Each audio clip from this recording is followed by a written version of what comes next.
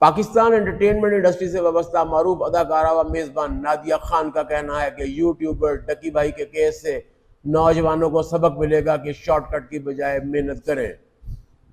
हाल ही में नादिया खान ने अपने एक प्रोग्राम में गैम्बलिंग एप्स की गैर कानूनी तशहीर केस के हवाले से बात की और इसे नौजवानों के लिए मिसाल करार दिया।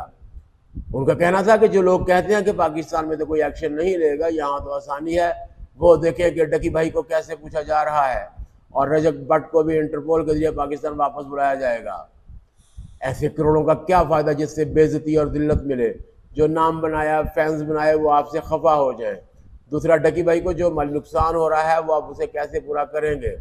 जब रातों रात पैसा आता है तो उसके साथ जिम्मेदारी भी आती है। इजी मनी खतरनाक है। ये सब आजकल के नौजवानों के लिए एक सबक है। हमें वालिदैन ने सिखाया था कि बगैर मेहनत आसानी के साथ कमाया जाने वाला पैसा हमेशा आसानी से वापस चला जाता है। जब पैसा मेहनत करके आहिस्ता आहिस्ता कमाया जाता है तो उसकी कदर होती है और जिम्मेदारी भी आती है।